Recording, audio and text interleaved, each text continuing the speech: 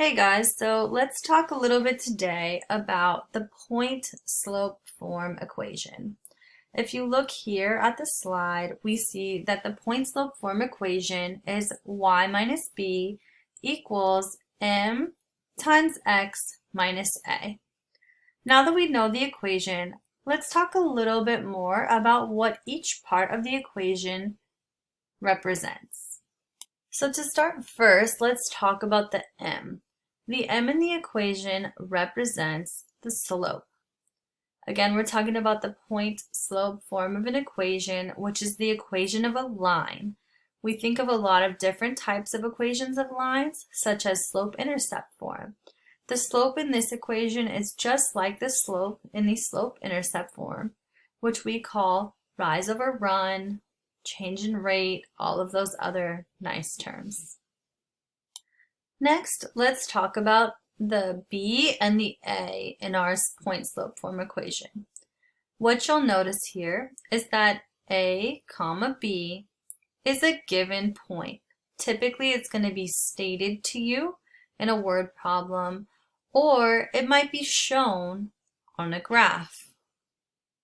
The last pieces of the equation that we'll talk about are the x and the y.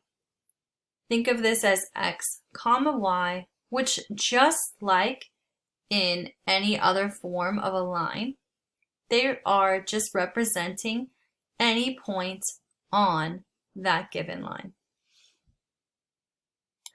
Now that we know the basics, let's go ahead and look at an example. This example says write the equation of a line with a slope of 3 that passes through the point 1, 4. So if we look at our standard form equation of point-slope form, let's look at it as y minus b equals m times x minus a. I want you to think for about 15 seconds. Think about what would you put where into the equation so that you label it correctly.